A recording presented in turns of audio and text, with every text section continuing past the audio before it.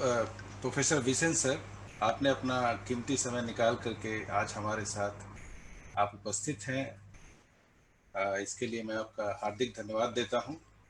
All India executive committee breakthrough science society की तरफ से मैं सर का एक संक्षिप्त परिचय आपके सामने रखूंगा, क्योंकि सर का बायोडाटा जब मैं देख रहा था तो उस बायोडाटा को अगर मैं पढ़ूंगा तो बहुत 1 घंटा बहुत कम होगा पढ़ने के लिए। बहुत, मैंने इतना बड़ा बायोडाटा शायद ही मैंने देखा हो।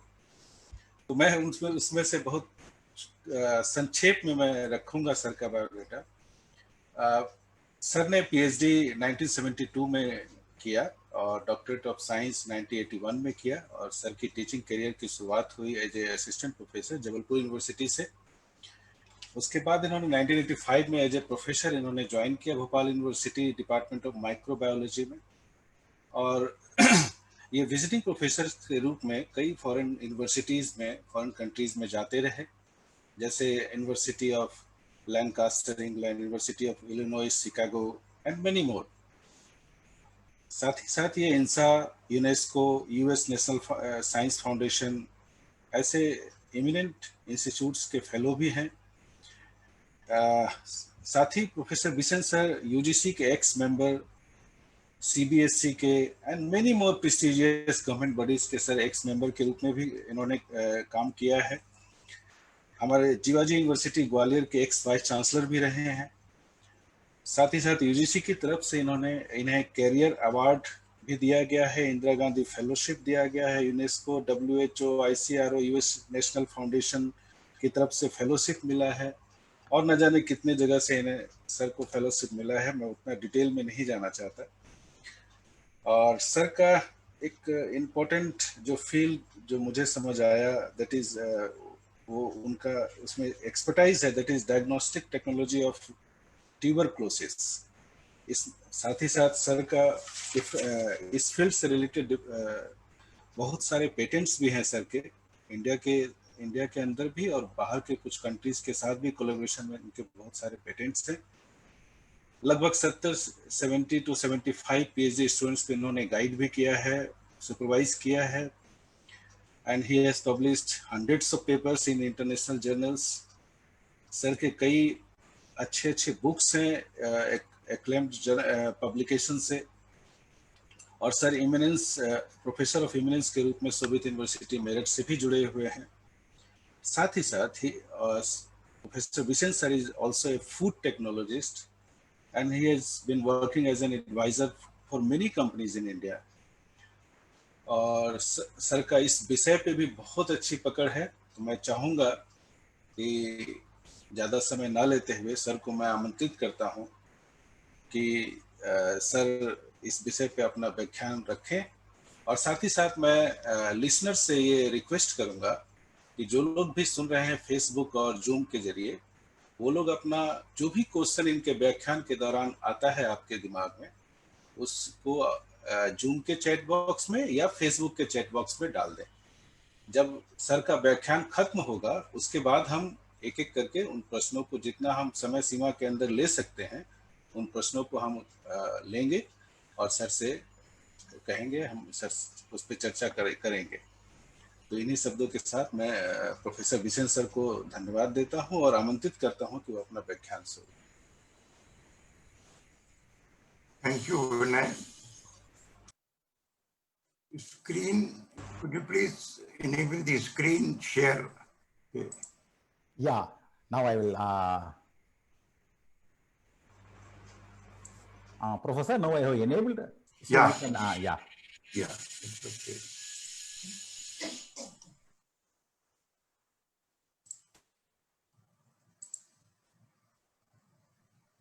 We are able to see the screen, Professor. Yeah. Can you see it?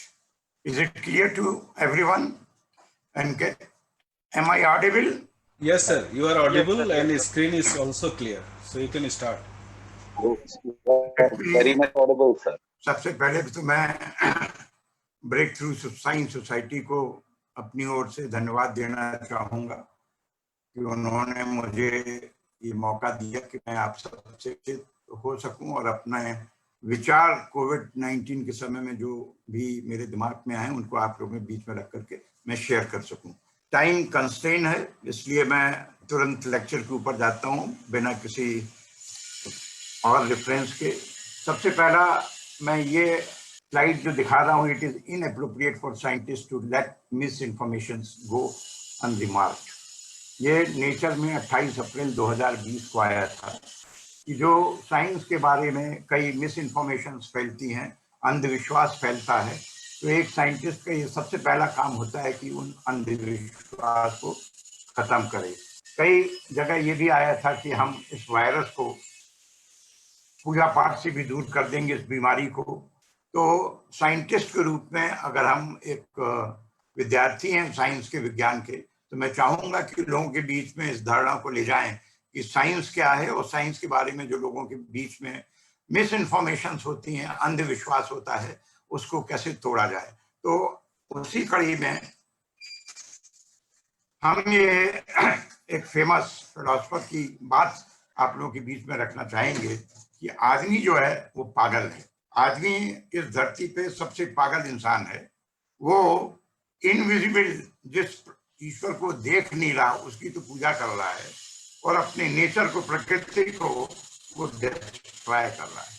और उसको ये नहीं मालूम कि नेचर जो है यही उसका भगवान है, इसी की उसको वर्शिप करनी चाहिए। जिसकी पूजा करनी चाहिए उसकी पूजा ना करके वो इनविजिबल स्पीशीज की, जिसको उसने देखा नहीं है, जो जिससे केवल ये मानता है कि हमको ये दो, ये दो, ये दो, और जो उसको खाना पीना रहना, इम्यूनिटी, हेल्थ सब दे रहा है, उसकी वो पूजा भी नहीं करता, उसको रिकॉग्नाइज भी नहीं करता है। तो इनकी एक सेइंग है, man is the most insane species, he worships an invisible God and destroys a visible nature, unaware that this nature he is destroying is this God he is worshipping. और उसकी वजह से क्या हुआ है कि हमने अपने नेचर के साथ खिलवाड़ किया है। तो आज हम जो हैं वो चूहे की जिंदगी जी रहे हैं। आज हम चूहे की जिंदगी जी रहे हैं और हम छिपे हुए घूम रहे हैं। हम केवल इतना ही काम करते हैं कि बाजार जाते हैं, खाना ले आते हैं, खाने को स्टोर कर देते हैं और स्टोर करके फिर देखते हैं कि अगली बार हम इस खाने को कब खाएंगे। तो हमारी जिंदगी जो है वो एक जानवर की तरह हो गई है और उसके लिए और कोई रिस्पॉन्सिबल नहीं है। We are ourselves responsible for creating such an environment. यह हालत क्यों आई है? पूरे ब्रह्मांड में बहुत सारे जीव जंतु हैं, 2,70,000 डिफरेंट टाइप की स्पीशीज, प्लांट्स की हैं, एनिमल्स की हैं, मोलस्क की हैं। सब जगह जहां भी आप जाएंगे हर तरह के प्लांट्स हैं। तो ये जो प्लांट्स हैं ये हमारे जीवन के एक एसेंशियल पार्ट हैं। They are the essential part of our life, they are the essential part in our life, in our cycle, और उनकी रक्षा करना भी हमें आना चाहिए। अब उसकी वजह से क्या हुआ है कि हमने नेचर का बहुत ज्यादा दोहन किया और नेचर के दोहन करने से क्या हुआ कि हमने इकोलॉजिकल इम्बैलेंस हो गया। इकोलॉजिकल, हमने धरती के नीचे, धरती के ऊपर, हवा, हर जगह हमने किसी भी तरह से पैसा कमाने के चक्कर में हर प्रकार का हमने उसका दोहन किया है। We have exploited almost every system whatever is existing on this earth. और उसकी वजह से क्या हुआ कि number of species, algae, bacteria, fungi, protozoa, viruses, हर एक में क्या है, कुछ ना कुछ म्यूटेशन हो गया। अब उनमें जो म्यूटेशन हुआ, ऐसा माना जाता है कि करीब 5,000 डिफरेंट स्पीशीज होंगी वायरसेस की, और एस्टिमेटेड स्पीशीज करीब है 1,30,000। और 1,30,000 में जो हमें टोटल वायरस की स्पीशीज मालूम है वो केवल 5,000 के बारे में हमको ज्ञान है। तो ये समझ लीजिए 4% of viruses are known till date. और ओवरऑल अगर हम देखें तो 9% of the total population of microorganism, we know the biology, we know about it. केवल 9% जो माइक्रो ऑर्गेनिज्म है, जो जीवाणु हैं, उनके बारे में हमें मालूम है, बाकी के बारे में हमें अभी भी कुछ नहीं मालूम। और इसकी वजह से क्या है, ये किसकी वजह से आया? अब आप ये समझ लीजिए कि पॉपुलेशन एक्सप्लॉइटेशन हुआ। हम जीडीपी के चक्कर में पूरे के पूरे एनवायरनमेंट का सत्यानाश कर दिया। हम फॉरेन डायरेक्ट इन्वेस्टमेंट के चक्कर में हमने क्या किया कि नेचर के साथ पूरा खिलवाड़ किया। हमने अपनी नदियों को खत्म कर दिया, वाटर जो है, आपको शायद मालूम हो कि 70% of the earth is covered by water, और 70% of the earth is covered by water. और जो हमारे पास पोटेबल वाटर है, जो पीने लायक पानी है, जो ह्यूमन कंजम्पशन के लिए यूज किया जा सकता है, वो केवल 2.5%। और 2.5% का 4% इंडिया में है। 2.5% का 4% इंडिया में है to meet the requirement of 16% population of the globe. 16% global population को की रिक्वायरमेंट को पूरा करने के लिए हमारे पास 4% of 2.5% fresh water is available. तो वाटर जो है उसकी भी बहुत ज्यादा स्कैर्सिटी है। अर्बन पॉपुलेशन हमारी बढ़ती चली जा रही है, पेपर कंजम्पशन हमारा बढ़ रहा है। पेपर कंजम्पशन बढ़ने से क्या होगा, फॉरेस्ट के ऊपर हमारा प्रेशर पड़ेगा। इंटरनेशनल टूरिज्म जो है, हम जीडीपी को बढ़ाने के लिए इंटरनेशनल टूरिज्म के ऊपर जा रहे हैं। कम्युनिकेशन और टेलीफोन, उसकी वजह से हमारे यहाँ बहुत ज्यादा वो हो रहा है, पोल्यूशन आ रहा है। मोटर व्हीकल्स की संख्या बढ़ती चली जा रही है, जिसकी वजह से कार्बन मोनोऑक्साइड, डिफरेंट गैसेस का एमिशन होता है, और वो हमारे एनवायरमेंट को चैलेंज कर रहे हैं। और वो जो चैलेंज कर रहे हैं, अब आप ये देख लीजिए 1750 what was the CO2 concentration in the atmosphere and where have we reached to 2000. So overall, even in environment, we are polluting the environment with carbon dioxide, nitrous oxide, methane, और उसकी वजह से क्या हो रहा है, डिफरेंट टाइप के climate disasters होते चले जा रहे हैं। ये हमारा जो है global atmospheric concentration of carbon dioxide है, जिसकी की वजह से कार्बन डाइऑक्साइड की अमाउंट बढ़ता चला जा रहा है, और उसकी वजह से क्या है, डिफरेंट टाइप के एलिमेंट्स ह्यूमन बीइंग में हो रहे हैं। अभी हम केवल ह्यूमन बीइंग के बारे में बात कर रहे हैं, नहीं तो हमारी चिड़ियों में भी, चिड़िया हैं, पक्षी हैं, जानवर हैं, उनमें भी इनका असर पड़ रहा है, उनको भी डिफरेंट टाइप की बीमारियां हो रही हैं। तो अभी हम केवल ह्यूमन डिजीज से निपट रहे हैं, लेकिन इस बीच में हो क्या रहा है, कई हमारे जो एवीज, जो हमारे पशु पक्षी हैं, वो एक्सटिंक्ट होते चले जा रहे हैं, वो डिफरेंट टाइप की बीमारियों से ग्रसित होते चले जा रहे हैं। और उससे क्या हो रहा है, क्लाइमेट चेंज से। क्लाइमेट चेंज से क्या हो रहा है कि मेंटल, न्यूट्रिशनल और इन्फेक्शियस डिजीजेस जो हैं, वो हमारे लोगों के बीच में बढ़ रही हैं। फूड और वाटर की शॉर्टेज हो रही है, वेक्टर बॉर्न डिजीजेस बढ़ रहे हैं, तो air pollution related health effects बहुत ज्यादा होते चले जा रहे हैं। और इसकी वजह से क्या हो रहा है, डिफरेंट टाइप्स के एंडेमिक और पैंडेमिक अभी जो आया है, ये ऐसा अनुमान किया जाता है कि ये जो है आगे आने वाले समय में बहुत फ्रीक्वेंट हो जाएगा, अगर हमने नेचर फ्रेंडली अपनी पॉलिसीज नहीं बनाई तो। अब जब हम वायरस की कोविड-19 के बारे में बात करते हैं, कोविड-19 जो है, इट इज ए वायरस। जब हम टीवी में डिबेट सुनते हैं तो लोग कहते हैं कि वायरस जो है 8 दिन में मर जाएगा या 6 दिन में मर जाएगा। Virus is a chemical, it is non-living entity, it is not a living organism, it is non-living organism, it does not divide, it does not multiply, they do not have their own any type of metabolism or energy generating system. The only thing is that they have either type of nucleic acid, DNA or RNA. If it is DNA, it is double stranded with very few exceptions, and if it is RNA containing virus, this is a single stranded virus. Virology अपने आप में ही अभी 1892 से चालू हुई थी। सबसे पहले वो वायरस जो है, first virus was discovered by Ivanovsky, who was a Russian botanist, और उसने टोबैको मोज़ेक वायरस, जब उसने देखा कि टोबैको की लीफ में कोई ऐसी इस प्रकार की डिजीज आती है जिसकी की वजह से उसकी प्रोडक्टिविटी कम हो जाती है, लीफ की साइज छोटी हो जाती है, और उसकी वजह उसमें क्लियरिंग ऑफ वेन्स हो जाता है, तो he performed the experiment just like as bacteria, and that time, till that time, bacteria was considered to be the smallest organism, which is the causal organism for different type of diseases. And to identify those type of bacteria, और उनको चिन्हित करने के लिए जो हम लोग करते थे, उनको कल्चर करते थे। कल्चर करने के बाद जब वो कल्चर में आ जाता था, मान और उसको माइक्रोस्कोप में देखते थे और कहते थे ये जो है इस बैक्टीरिया की वजह से ये डिजीज है, ये जब टोबैको मोज़ेक वायरस में उसने वो एक्सपेरिमेंट किया तो उसको कोई ऑर्गेनिज्म नहीं मिला, लेकिन उसको ये था कि ये कोई डिजीज है। तो उसने क्या किया कि जो डिजीज लीव्स थी उसका उसने सैप लिया, उसको उसने क्रश किया, उसके सैप निकाला और सैप निकाल के एक ब्रश से उसने हेल्दी लीव्स के ऊपर रब कर दिया। और रब करने के बाद उसने देखा कि कुछ वही सिम्टम्स जो उसमें डिजीज लीफ में, वही सिम्टम दोबारा आ गए। जब वो सिम्टम दोबारा आ गए तो उसने कहा कि भाई ये बैक्टीरिया से भी कोई छोटी चीज है जो बैक्टीरिया की तरह नहीं चलती, लेकिन ये जो है सैप से ट्रांसमिट होती है, लिक्विड से ट्रांसमिट होती है। तो उसने इसको पेपर पब्लिश किया रशियन बॉटनिस्ट ने। लोगों ने उसकी हंसी उड़ाई कि ये क्या है, बैक्टीरिया से छोटा कुछ हो ही नहीं सकता, bacteria is the smallest organism. 1898 में बेंजरनिक करके एक डच साइंटिस्ट था, उसने उसके एक्सपेरिमेंट को दोबारा किया और उसने वही रिजल्ट पाए जो आइवानोव्स्की ने पाए थे। तो उसने सबसे पहले उसका नाम दिया कंटेजियम वाइवम फ्लूसिडम। कंटेजियम means the thing which is contagious, vivum is poisonous, and flucidum means which is transmitted through fluid.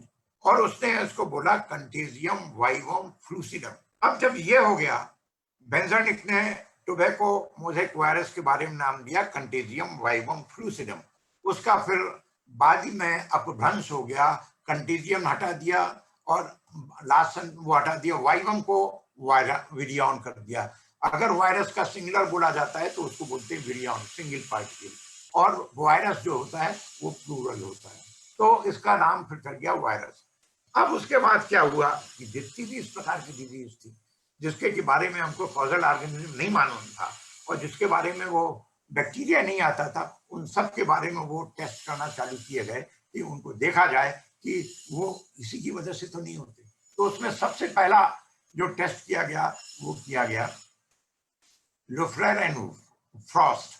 लुफ्रेर and Frost ने जो फुट एंड माउथ डिजीज कैटिल में होती थी, जिसमें बहुत कैटिल अननोन डिजीज की वजह से मर जाते थे, और उसने ये एक्सपेरिमेंट किया 1905 में।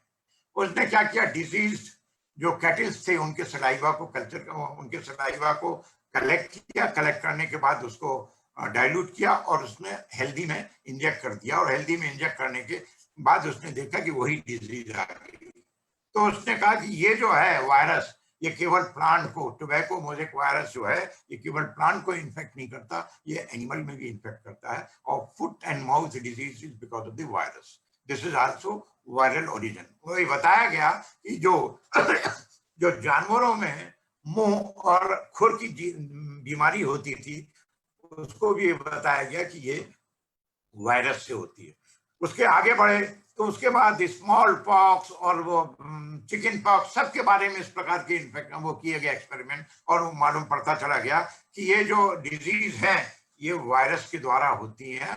और उसके आगे फिर जब ये हो गया कि एनिमल में ये कॉज करता है इन्फेक्शन और ये कॉज करता है प्लांट में, 1918 और 1916 में दो इंडिपेंडेंट, एक टेक्नीशियन था, एक साइंटिस्ट था, उन दोनों ने, एक इंग्लैंड में था, एक हॉलैंड में था, इन दोनों ने देखा कि बैक्टीरिया का कल्चर ये लोग जब मेंटेन करते थे फ्लास्क में, तो कुछ दिन के बाद देखते थे कि वो कोई चीज ऐसी है जो बैक्टीरिया को खा जाती है, और बैक्टीरिया कुछ फ्लास्क में जो है उसमें बिल्कुल बैक्टीरिया ग्रो नहीं कर रहा है, वो या ग्रो करता है उसके बाद खत्म हो जाता है। जब उन लोगों ने ये देखा तो उन्होंने यही एक्सपेरिमेंट किया, लेकिन इसके लिए उन्होंने क्या किया पोर्सिलिन के फिल्टर बनवाए, और पोर्सिलिन के फिल्टर इतने माइन्यूट साइज के बनवाए कि जिसमें बैक्टीरिया तक की रेंज के जो भी ऑर्गेनिज्म होंगे वो सब फिल्टर ऑफ हो जाएंगे, और नीचे जो लिक्विड आएगा that is free from bacteria.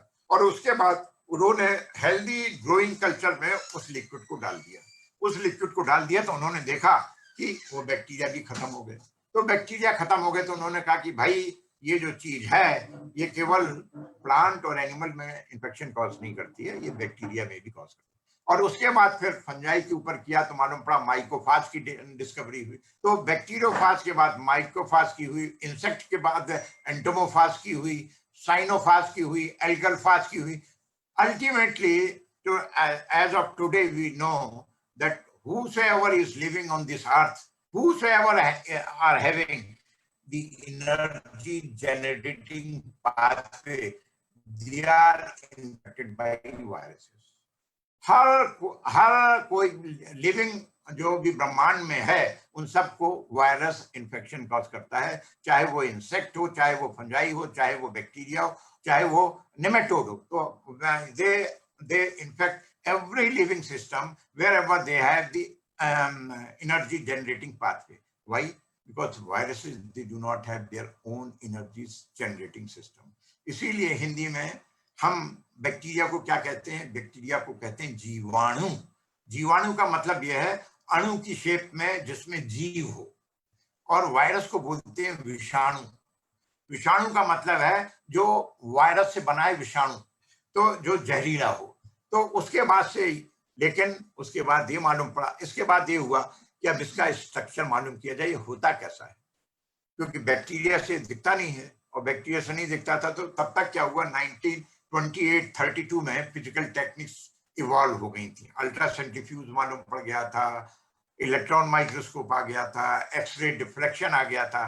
तो उनसे फिर ये मालूम पड़ा कि ये जो वायरसेस हैं ये प्रोटीन और न्यूक्लिक एसिड, ये दोनों इनके पास रहते हैं. या और जब भी न्यूक्लिक एसिड होता है तो या तो आरएनए होता है या डीएनए होता है, और प्रोटीन जो है बाहर से कोट किए रहते हैं. तो इसमें आप देखेंगे ये पूरा जो है, और ये प्रोटीन जो होता है ये स्मॉल यूनिट है, इनको बोलते हैं कैप्सिड, और कैप्सिड के स्मॉल यूनिट को बोलते हैं कैप्सोमर. और ये बीच में जो है या तो डीएनए रहता है या आरएनए रहता है, इसको ये प्रोटेक्ट करते रहते हैं. तो ये जो है, जब ये फिजिकल टेक्निक की मालूम पड़ गया, तब मालूम पड़ा कि आरएनए का प्लांट वायरस आरएनए जो है, जो tobacco mosaic virus, that was RNA containing virus. उसमें राइबोस न्यूक्लिक एसिड था और वो उसको आरएनए कंटेनिंग वायरस था. बैक्टीरियोफाज के बारे में मालूम पड़ा कि वो डबल स्ट्रैंडेड डीएनए लिए होते हैं. अब उसके बाद फिर डिफरेंट फाजेस और डिफरेंट वायरसेस के बारे में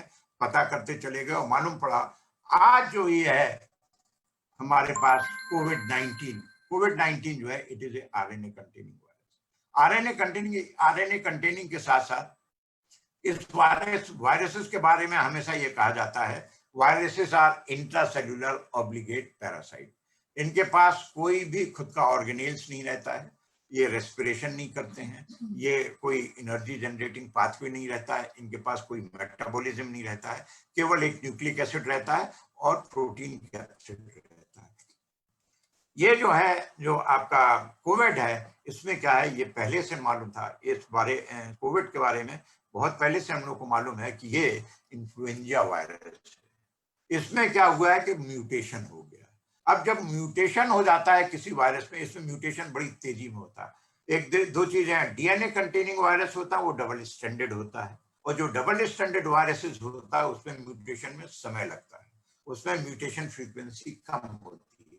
आरएनए कंटेनिंग वायरस होता है उसमें म्यूटेशन बड़ी अर्ली होता है, बड़ी तेजी में होता है, जल्दी होता है. तो ऐसा हम लोगों ने देखा है HIV के वायरस में कि एक स्ट्रेन के अगेंस्ट में काम होता था तो दूसरी स्ट्रेन कहीं और मिल जाती थी, जिसका कि जीन सीक्वेंस उस ओरिजिनल स्ट्रेन से डिफरेंट होता था. अब इसका जो आरएनए होता है उसका जो साइज होता है वो 25 to 32 kb होता है, किलोबेस पेयर. अब ये because of the climatic change, अब आप ये कहेंगे कि सडनली ये कोविड-19 कहां से आ गया. कोविड-19 इस तरह से आ गया कि जब इकोलॉजिकल इम्बैलेंस होता है, तो इकोलॉजिकल इम्बैलेंस में different environmental conditions, different chemical condition जो एनवायरमेंट में रहती हैं, उससे क्या होता है, म्यूटेशन बड़ी तेजी में होता है. और जब म्यूटेशन बड़ी तेजी में होता है तो रिवर्शन फ्रीक्वेंसी बहुत तेजी में होती है. हो सकता है देयर आर पॉसिबिलिटी कि ये वायरस जो है ये सार्स का वायरस था और इसमें म्यूटेशन हो गया, और म्यूटेशन के बाद क्या हुआ कि ये उतना सीवियर नहीं था जितना सीवियर अब हो गया. रेस्पिरेटरी सिस्टम में अपर रेस्पिरेटरी ट्रैक को ये इन्फेक्ट करता है, और अपर रेस्पिरेटरी ट्रैक को जब इन्फेक्ट करता है तो जो एनर्जीज को चाहिए पड़ती, जो आप अपनी खुद की बॉडी के लिए एनर्जी जो जनरेट कर रहे हैं, वो आपकी बॉडी को ना देकर के ये अपने लिए यूज करने लगता है. और और जब अपने लिए यूज करने लगता है तो आपके पास ऑक्सीजन टेंशन हो जाता है। ऑक्सीजन जितनी आपको मिलनी चाहिए जो आपने अपने लिए जनरेट की थी वो आपको ना मिलकर वो इसकी मल्टीप्लिकेशन में चली जाती है। और ये क्या करता है, अपने आरएनए से मिस इन्फॉर्मेशन देता है सिस्टम को, और मिस इन्फॉर्मेशन दे करके जिस प्रकार के प्रोटीन की उसको बनवाना वो बनवाते हैं, जिस प्रकार के अमाइनो एसिड उसको बनवाने वो बनवाते हैं। तो क्या होता है कि आदमी में वीकनेस होने लगती है, क्योंकि जो मेटाबॉलिज्म जो होस्ट में हो रहा था वो अपने they were synthesizing for their own benefit, but instead of their own benefit, what is happening, they are being utilized by the virus for their own multiplication. अब इसमें ये होता है कि all viruses they are highly specific. The viruses are highly specific. ये आपको बता रहे हैं spike protein. Now these spike protein they are highly specific for their attachment with the host, and that is why they are said to be highly specific. इसको recognise करने वाला protein जो है इसकी होस्ट में ही होगा, ह्यूमन बीइंग में ही होगा, और जब वो वहां पे उसको आइडेंटिफाई कर लेगा तो फिर ये उससे लॉक एंड की तरह जुड़ जाएगा, और उसके बाद सबसे पहले डीएनए को उसके अंदर पेनिट्रेट करने के लिए it will utilize the energy of the host to penetrate the RNA into the host, और फिर उसका मल्टीप्लिकेशन चालू हो जाता है। तो this is all about the capsid. Now this is how it do the everything. I don't believe in this theory that the primary host is the bait. It is I mean, I personally I don't endorse this view. This is directly human to human contact and human to human transmission, and this is therapeutic remedies में remdesivir जो है उसको इन लोगों ने वो किया हुआ है as antiviral therapeutic agent.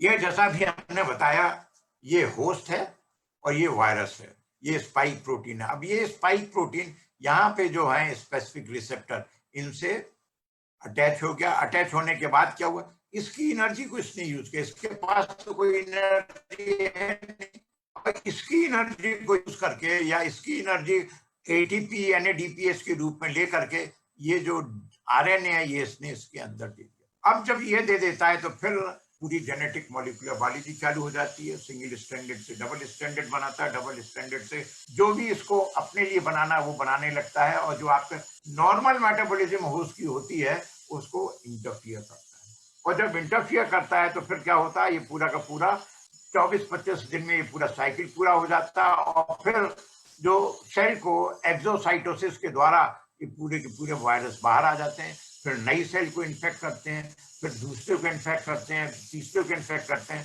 That is how it is transmitted to many people. ये अब जब उसको हम लोग ये करते हैं तो कोई भी वायरस है, एक चीज आपको बता दूं, ह्यूमन बीइंग जो है, ह्यूमन बीइंग में कितने सेल्स होते हैं, अबाउट 30 ट्रिलियन सेल्स होते हैं। 30 ट्रिलियन सेल्स में ह्यूमन सेल्स होते हैं हमारी पूरी बॉडी में, और उसमें भी मतलब 30 ट्रिलियन का मतलब 30 खरब सेल हमारी पूरी एक नॉर्मल आदमी में 30 खरब सेल्स होते हैं।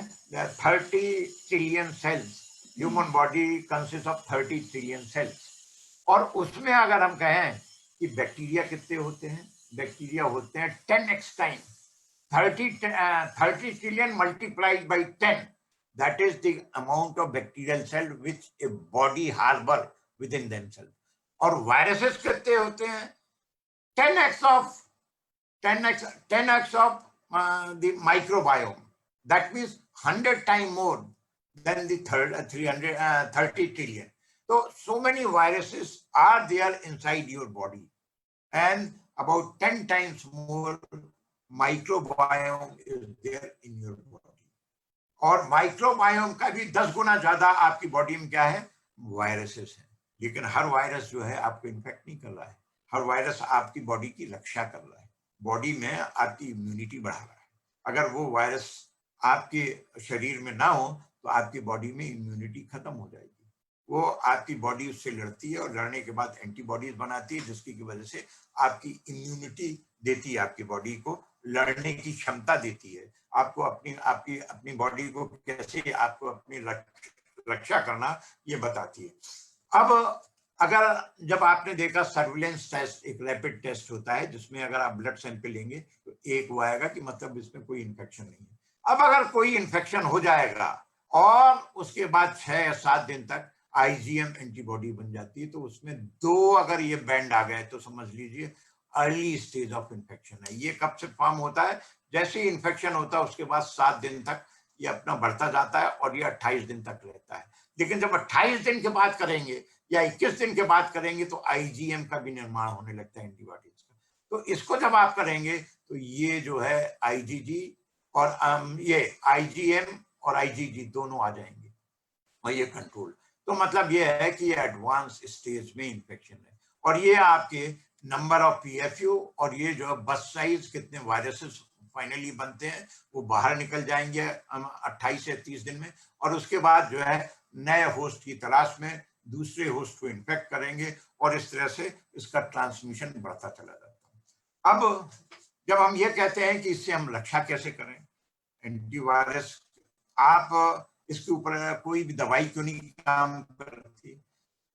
अगर आप एंटीबॉडीज एंटीबायोटिक्स ले या कोई भी दवाई के लेते हैं तो वो क्या काम करती? वो कहीं ना कहीं आपके मेटाबॉलिक पाथवे को कहीं पे इन्फेक्ट करती, या तो रेस्पिरेटरी पाथवे को करेगी या आपके एनर्जी पाथवे को करेगी या कहीं ना कहीं या आपका साइटोक्रोम सिस्टम को वो करेगी। लेकिन इसके पास कोई सिस्टम ही नहीं है, ये तो सिस्टम जो है आपके होस्ट का यूज कर रहा है। तो अगर आपको इसको एंटीबॉडी देंगे, एंटीबायोटिक्स देंगे या किसी भी प्रकार का केमिकल देंगे तो होस्ट को इफेक्ट करेगा, वायरस को इन्फेक्ट करेगा ही नहीं, क्योंकि वायरस तो अपने आप में नॉन लिविंग है। वायरस जो है it is a non living system and therefore it is very difficult to find out the medicine which can be used as antiviral medicine. और इसीलिए बहुत लिमिटेड मेडिसिन जो भी हम लोगों को मिली है जिसके ऊपर काम करते हैं। अब जब इम्यूनिटी के बारे में बात करते हैं तो हमको ये मालूम पड़ता है कि हम टीवी में देखते हैं कि इतने रिकवरी रेट हो गया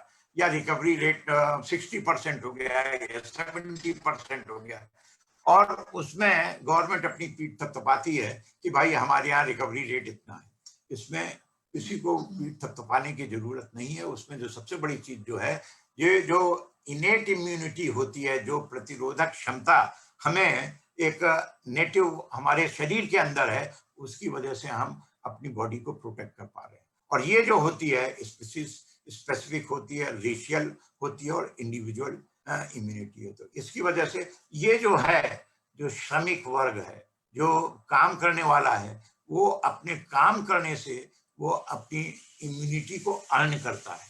वो बहुत ज्यादा हार्डशिप में रहता है और हार्डशिप की वजह से, क्योंकि काम बहुत करता है, उसकी वजह से क्या करता है, वो अपनी इम्यूनिटी को अर्न करता है। वो पैसा अर्न नहीं कर रहा है लेकिन वो अपनी इम्यूनिटी अर्न कर रहा है। इसीलिए आपने देखा होगा कि जो भी ये अपना कोरोना पॉजिटिव केसेस हो रहे हैं वो उस सोसाइटी के उस वर्ग को ज्यादा इफेक्ट कर रहे हैं जो कंफर्ट जोन में है, जो 5 स्टार 7 स्टार कल्चर में है। लेकिन ये जो है, जो श्रमिक वर्ग जो है, जो समझ लिए 70 to 75% है, रिलेटिवली उनमें बहुत कम है। उसमें कम होने का कारण यही है कि उन्हें इनेट इम्यूनिटी है, जो कि वो अपने काम के द्वारा, अपनी मेहनत के द्वारा उन्होंने अर्न किया हुआ है। और इसी में अब जब हम इम्यूनिटी की बात करते हैं तो ये होता है कि एंटीबॉडीज, जब भी कोई अटैक करता है, जब भी कोई सिस्टम के अंदर, लिविंग सिस्टम के अंदर जाता है, तो सबसे पहले जो बॉडी है वो रिएक्ट करती है, और वो जो रिएक्ट करती है तो वो उसको बोलते हैं डिफेंसिव सिस्टम। और डिफेंसिव सिस्टम क्या है? एंटीबॉडीज का निर्माण जो होता है बॉडी में नेचुरल वे में, उसको बोलते हैं एंटीबॉडीज का निर्माण, और that is a defensive system. और जो इनेट इम्यूनिटी है उसको बोलते हैं प्रोटेक्शन। वो बॉडी में ऑलरेडी अपने अंदर इतना ज्यादा प्रोटेक्टिव मैकेनिज्म डेवलप कर लिया है कि जो दूसरी चीज है आएगा, इन्फेक्ट करेगा, एसिम्प्टोमेटिक रहेगा। अगर आप उसका टेस्ट करेंगे तो मालूम पड़ेगा कि उसमें वो इन्फेक्शन था, उसको मालूम ही नहीं पड़ा, उसमें सिम्टम कोई आया ही नहीं, लेकिन उसमें सफिशिएंट नंबर ऑफ एंटीबॉडीज बन गए जिसकी वजह से वो अपना बचाव कर पाया। और श्रमिक वर्ग या मेहनत करने वाले लोग जो हैं, अगर उनकी डेथ ज्यादा हो रही है, हो रही भूख से, वो कोरोना की वायरस की वजह से नहीं हो रही है, ऐसा मेरा मानना है। और उसका एक जीता जाता उदाहरण है धारावी, मुंबई का धारावी। वहां पे हालांकि उन लोगों ने ट्रेसिंग की उन्होंने ये सब किया, लेकिन उसके साथ साथ वो लोग ऐसी कंडीशन में रह रहे थे और पूरा वर्ल्ड उसको लेकर के चिंतित था कि अगर यहाँ पे ये कोरोना फैल गया तो बहुत बुरी हालत हो जाएगी। लेकिन उनको रक्षा जो की है इनेट इम्यूनिटी ने किया, और इनेट इम्यूनिटी की वजह से वो पूरा का पूरा अपने आप को बचा सके। अब जब हम टीवी पे देखते हैं तो कोई कहता है कि 15 दिन में आ रही है वैक्सीन, कोई कहता 25 दिन में आ रही, कोई 30 दिन में आ रही है। ये वर्ल्ड हेल्थ ऑर्गेनाइजेशन का पूरा एक वो है। अब आप देखेंगे 3 महीने में 3, 3, 6, 3, 9, 3, 4, 12, 4, 16, 4, 20, 25, 5, 30 मतलब 2.5 और 30 और 31, और ये मतलब किसी भी हालत में 3 साल से पहले कोई अगर WHO के स्टैंडर्ड को फॉलो किया जाएगा, किसी हालत में कोई भी वैक्सीन जो है 3 साल से पहले नहीं आ सकती। और जो अर्लीस्ट वैक्सीन बनी थी वो बनी थी मेरे ख्याल में पोलियो वैक्सीन, और उसमें लग गए थे 7 साल। और जो स्मॉल पॉक्स, चिकन पॉक्स के लिए वैक्सीन बनी थी उसमें लग गए थे 15 साल। The chicken pox, development of chicken pox and smallpox vaccine took nearly 15 years time, and the polio and this hepatitis virus vaccine that had taken 5 to 7 years time. So this is the whole protocol for the development of the vaccine. Vaccine के development में सबसे पहले आप antibodies को लेंगे, antibodies को आप चूहे पे टेस्ट करेंगे, फिर हायर एनिमल पे टेस्ट करेंगे, फिर डोज डिपेंडेंस देखेंगे, फिर साइड इफेक्ट्स देखेंगे, फिर आप उसके बाद आप वॉलंटियर्स लेंगे, उनमें डिफरेंट डोज देंगे, सेक्स देखेंगे कि मेल और फीमेल का देखेंगे, फिर रेशियल देखेंगे, फिर ज्योग्राफिकल डिस्ट्रीब्यूशन देखेंगे। तो जो भी इसका जो डेवलपमेंट होता है वो एक सेट प्रोसीजर है which has been laid down by World Health Organization। उसके मुताबिक कम से कम 3 से 3.5, 4 साल से पहले कोई वैक्सीन डेवलप नहीं होती है, जब उस पर आज जिस दिन से वो आया उसके ऊपर काम चालू हो जाए। लेकिन तरह तरह के स्टेटमेंट आ रहे हैं, हो सकता है टेक्नोलॉजी इतनी इवॉल्व हो गई है। अभी मैंने फिर दोबारा देखा था WHO का प्रोटोकॉल तो यही है जो अभी WHO की साइट पे दिया हुआ है। लेकिन अब उसके अलावा कोई कहता है कि 15 दिन में या 20 दिन में या 30 दिन में आ जाएगी, तो हमें नहीं मालूम कि वो कैसे आएगी, लेकिन ये स्टैंडर्ड प्रोटोकॉल है वैक्सीन के डेवलपमेंट का। अब जब हम इन सब को देखते हैं तो हमको अपने प्लांट सिस्टम को देखना चाहिए कि प्लांट में इम्यूनोलॉजी नहीं होती है, वो भी इम्यून होते हैं, उसमें भी वायरस इन्फेक्शन होता है, उसमें भी फंगल इन्फेक्शन होता है, उसमें भी बैक्टीरियल इन्फेक्शन होता है। अब जब हम प्लांट सिस्टम से ही हमें अपने सिस्टम के बारे में समझना होगा, और प्लांट अपने आप को कैसे डेवलप करता है। ये एक लीफ है और लीफ में ये आप देखेंगे ये फंगल इन्फेक्शन है, ये छोटे छोटे से स्पॉट है। अब आप ये कहेंगे अगर ये स्पॉट आए तो पूरा इसको एकदम फैल करके पूरे लीफ को वो फैल जाना था, नहीं। इसमें क्या हुआ, यहाँ पे क्या है, इन्होंने डिफेंसिव मैकेनिज्म हुई जिसकी वजह से इसकी ग्रोथ को वहीं चेक कर दिया, अरेस्ट कर दिया, और अरेस्ट करने की वजह से ये वो जो इन्फेक्शन जो है वो फैल नहीं पाया। इसको देखेंगे, ब्यूटीफुल रोज, रेड कलर। आपने रोज में petals is a modified form of leaf. इसमें आप कभी भी नहीं देखेंगे किसी प्रकार का स्पॉट आता है। क्यों नहीं आता है? इसके जो रेड कलर है, लाल रंग है, इसको बोलते हैं एंथोसाइनिन, ल्यूकोएंथोसाइनिन। ये फिनोलिक कंपाउंड्स हैं, और ये क्या होता है, ये प्लांट को प्रोटेक्ट करते हैं। इसमें जो कभी भी आप फूल को देखेंगे, लीफ में तरह तरह के इन्फेक्शन होंगे, रूट में इन्फेक्शन होंगे, लेकिन आप फ्लावर में मुरझा जाएगा, सूख जाएगा, लेकिन किसी प्रकार का इन्फेक्शन नहीं आएगा। अब आप यहाँ देखिए कैक्टस, नागफनी में आप देखेंगे कि कोई इन्फेक्शन नहीं आता है। वो जंगल में बिना पानी के भी रह रहा है, लेकिन उसमें कोई इन्फेक्शन नहीं आ रहा है। उसका कारण क्या है? इसको कहते हैं डिफेंस मैकेनिज्म, सॉरी, प्रोटेक्शन। ये this plant is protected, this plant is protected from infection because they have provided to the system the sufficient amount of chemical compound which is going to arrest the growth of any type of infectious agent, whether this is this or the cactus. Here, now in this case, what is happening? The leaf spot is not progressing further. Why? Because here is a defense mechanism. They have secreted something which were not pre-existing in the body of the plant, but they have generated that after the infection, and this is known as defensive system.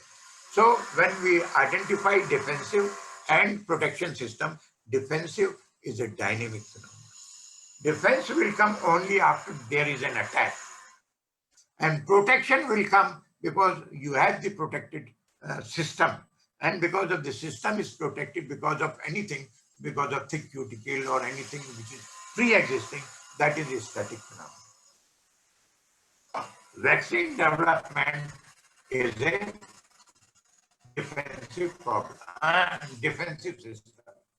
Now this is acquired immunity or passively acquired immunity. There are two types of immunity. One is acquired, actively involved, and the other is passively acquired. And this is for the development of vaccine or whatever we say about the plasma therapy. This is what we are using it. This is now in the system we are going for the herd immunity.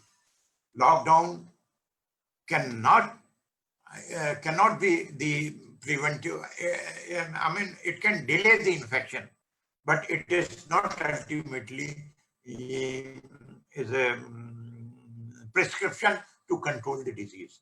Herd immunity में क्या होता है, एक ने एक को infect किया और इसके बाद ये जो पीले पीले हैं ये सब इम्यून हो गए, जिससे कि अब आजकल आपने सुना होगा कि वो प्लाज्मा मांग रहे हैं कि इनसे प्लाज्मा ले करके हम इनको दे देंगे तो इनमें क्या होगा, एंटीबॉडीज चली जाएंगे and their body will be protected against the Covid infection.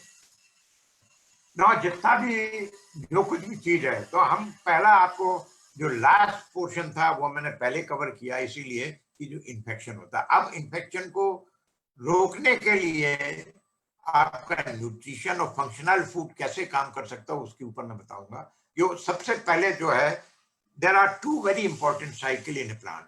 One is the carbon cycle. Carbon cycle जो है वो कार्बन एटमॉस्फेयर की कार्बन को फिक्स करता है और उसको कार्बोहाइड्रेट में कन्वर्ट करता है, उसको प्रोटीन में कन्वर्ट करता है और कार्बन से फिर प्रोटीन बनती है. और उसमें नाइट्रोजन साइकिल भी है जिसको कि नाइट्रोजन फिक्सिंग बैक्टीरिया ऑपरेट करते हैं. तो nitrogen fixing bacteria nitrogen cycle को ऑपरेट करते हैं और कार्बन साइकिल को ऑपरेट करता है कौन, प्लांट. तो प्लांट और माइक्रो ऑर्गेनिज्म ये दो इतने इंपॉर्टेंट कंपोनेंट हैं सिस्टम के कि एक आपके लिए प्रोटीन का निर्माण करता है और प्लांट आपके लिए भोज्य पदार्थ का निर्माण करता है जो कि आपकी एनर्जी की रिक्वायरमेंट को पूरा करता है. और जितना भी कार्बन डाइऑक्साइड एनवायरमेंट में होता है यहाँ पे प्लांट के पास आता है, प्लांट उसको फिक्स कर देता है कार्बोहाइड्रेट में. और फिर जब पत्तियां गल जाती हैं, जमीन में जाती हैं, कंपोस्टिंग होती है, उसके बाद फिर कार्बन रिलीज होता है, फिर एनवायरमेंट में चला आता है, ये सब होता है.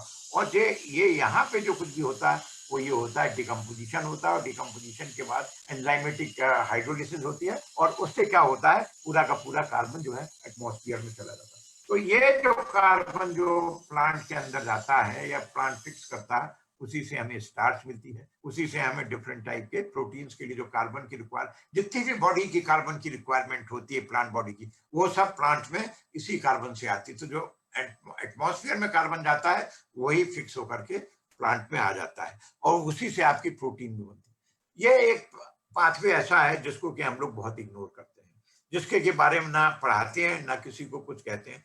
ये this is the pathway which protect us. This is known as shikimic acid pathway, जो हम आप लोगों को बताते हैं इम्यूनोलॉजी. पौधे में तो इम्यून सिस्टम होता नहीं क्योंकि पौधे में ब्लड नहीं होता है, लेकिन पौधे में भी प्रोटेक्शन सिस्टम होता है.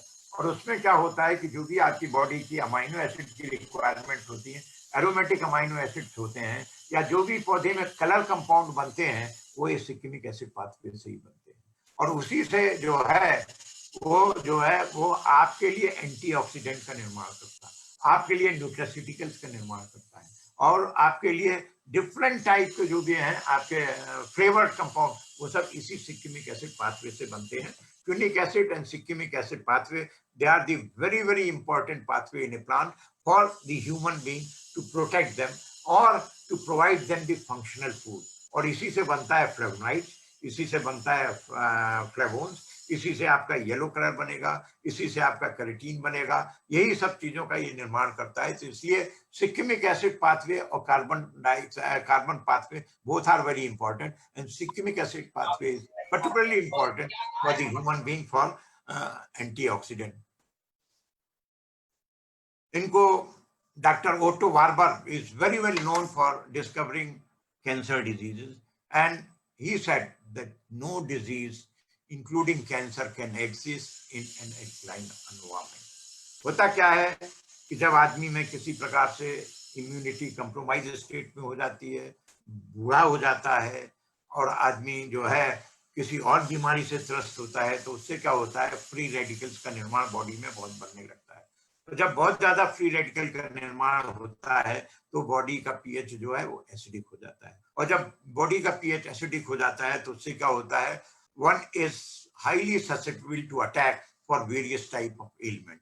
इसलिए उनकी जो ये थी कि बॉडी के पीएच को आप एल्कलाइन एनवायरनमेंट में अगर रखेंगे तो कभी भी किसी भी प्रकार की डिजीज आपको कॉज नहीं कर पाएगी। उसी के लिए उन्होंने कहा था eat lot of greens, drink lemon water in morning, almonds and berries को उन्होंने रिकमेंड किया था। ये सब पूरा का पूरा उनका ये था कि how to maintain alkaline pH. और यहाँ पे आता है फंक्शनल फूड का रोल। अब नाउ फंक्शनल फूड क्या है, अब हमें ये डिसाइड करना है कि हम दवा को, जो दवाई है उनको हम फूड के रूप में खाएंगे कि फूड को दवा के रूप में खाएंगे। अगर हम फूड को दवा के रूप में खाएंगे आप स्वस्थ रहेंगे, और अगर आप दवाइयों को फूड के रूप में खाएंगे तो आप अस्वस्थ रहेंगे। और इसलिए फूड जो है हमारी नरिशमेंट की रिक्वायरमेंट पूरी करती है, हमें सस्टेन करने की रिक्वायरमेंट पूरी करती है, और नॉन न्यूट्रिएंट फूड जो कंपोनेंट होते हैं वो भी such as health promotion, disease prevention, performance improvement, इन सब में काम करते हैं। और इन्हीं की वजह से हम डिजीज से, विभिन्न प्रकार की बीमारियों से बचे रह सकते हैं। The functional food, they provide basic nutrition and prevent disease to ensure good health. और this concept is not new. This concept हमारे एशिया में तो पिछले 5000 10,000 साल पहले चला आ रहा था, लेकिन उसका नाम जो है ये फंक्शनल फूड सबसे पहले दिया जापान ने 1980 में, और वो जो है वही साइंटिफिक बेसिस बना कि ट्रेडिशनल फूड्स को किस तरह से हम उसको फंक्शनल फूड के रूप में ले सकते हैं। फंक्शनल फूड के लिए जो बहुत जरूरी बेसिक प्रिंसिपल है, the functionality and bio availability of bioactive compounds are the key step in ensuring bioefficacy of bioactive food compounds taken orally. जो भी हम खाना लेते हैं उसमें सबसे पहले क्या होता है, कॉम्प्लेक्स मॉलिक्यूल होता है। कॉम्प्लेक्स को सबसे तो पहले लिबरेट होना चाहिए, उससे निकलना चाहिए जो खाया है खाना। उसके बाद बॉडी को उसको एब्जॉर्ब करना चाहिए, और एब्जॉर्ब करने के बाद इक्वली पूरी बॉडी में डिस्ट्रीब्यूट करना चाहिए। फिर उसका मेटाबॉलिज्म होना चाहिए, फिर उसका एलिमिनेशन फेज। तो फूड, फंक्शनल फूड में इसको बोलते हैं लैड में, L for liberation, A for absorption, D for distribution, M for metabolism and E for elimination phase. So this is the basic concept and this is the basic principle of functional food. Now the functionality and bioavailability depends about the chemical properties such as solubilization. वो चीज जो है उसको solubilize होना चाहिए और डीपोलिमराइज होना चाहिए। जैसे स्टार्च है, स्टार्च बहुत बड़ा मॉलिक्यूल होता है, उसका अगर जब तक ब्रेक होता है तब उसके बाद ग्लूकोज बनता है, जब उसके बाद सुक्रोज बनता है, और जब सुक्रोज और ग्लूकोज बनता है तभी वो एब्जॉर्ब होता है। बॉडी में डायरेक्ट स्टार्च एब्जॉर्ब नहीं होगा, तो उसका सॉल्युबलाइजेशन और डीपोलिमराइजेशन जो है वो ब्रेक डाउन होता है एंजाइम के द्वारा, और उसमें हीट और मास ट्रांसफर का बहुत इंपॉर्टेंट रोल होता है, और इसी के लिए ये किया। और फिर जो फंक्शनल फूड होते हैं उसमें बहुत सारी चीजें का इनपुट होता है, एनवायरमेंटल इनपुट होता है, और जो फंक्शनल फूड होते हैं वो आपकी इम्यूनिटी को बढ़ाते हैं, ऑक्सीडेटिव स्ट्रेस को कम करते हैं, डिटॉक्सिफाई करते हैं, हार्मोन्स बनवाते हैं, माइंड की स्पिरिट को ठीक करते हैं, पॉजिटिविटी आपके दिमाग में लाते हैं, आपको प्रोवाइड बॉडी में स्ट्रक्चरल कंपोनेंट को प्रोवाइड करवाते हैं, जैसे कैल्शियम है is required for the bone and other things, और गैस्ट्रोइंटेस्टाइनल गैस्ट्रोइंटेस्टाइनल स्टेटस का मतलब है कि जो हमारी इंटेस्टाइन में डिफरेंट टाइप के प्रोबायोटिक बैक्टीरिया रहते हैं उनको प्रॉपर फूड देते हैं जिससे कि वो मल्टीप्लाई कर पाए, और मल्टीप्लाई करने के बाद आपके बॉडी के टेम्परेचर को, पीएच को ठीक तरह से रख सके। जो फंक्शनल फूड होते हैं उनमें वो आपके बॉडी को प्रोवाइड करते हैं mineral, vitamin, fatty acid, dietary fibre, phytochemical, antioxidant and probiotic, इन सबको सपोर्ट करते हैं। जब अभी मैंने बताया था कि जापान ने सबसे पहले फंक्शनल फूड का कॉन्सेप्ट दिया था और योगर्ट को लेके आए। योगर्ट आपको आज भी बाजार में मिल जाता है, और इसीलिए कहते हैं कि अगर आप फंक्शनल फूड के ऊपर डिपेंडेंस बढ़ाएंगे तो आपको जो डाइट रिलेटेड लीडिंग डिजीजेज हैं वो उनसे आप बच जाएंगे। ये सबसे पहले हम आते हैं मशरूम। मशरूम जो है डिफरेंट टाइप के mushroom. What is functional food? Functional food वो चीज होती है, फंक्शनल फूड को अगर हम ये बताएं तो फंक्शनल फूड को इस प्रकार से, किसी का माइक थोड़ा सा म्यूट कर दीजिए, माइक का आवाज आ रही है। जो फंक्शनल फूड उसको बोलते हैं रीजनल, सीजनल जो फूड होते हैं, और लोकल रीजनल और सीजनल फूड जो है वो सब फंक्शनल फूड है। आपके जो रीजन में होते हैं, जो सीजन में होते हैं, और वो जो आपके लोकल फूड होते हैं उसके ऊपर आपको डिपेंडेंस बढ़ानी पड़ेगी। उसको क्यों बढ़ानी पड़ेगी? हम अगर ट्रॉपिकल क्लाइमेट में रह रहे हैं तो ट्रॉपिकल क्लाइमेट में अगर हम टेम्परेट फ्रूट यूज करें, यहाँ पे हमें गुआवा मिलता है, यहाँ पे हमें शरीफा मिलता है, यहाँ पे हमें बेर मिलता है, उसको ना लेकर के हम कश्मीर से या हिमाचल प्रदेश के एप्पल खाएं या हम वहां से नाशपाती खाएं, तो वो हमारे लिए फंक्शनल फूड नहीं है।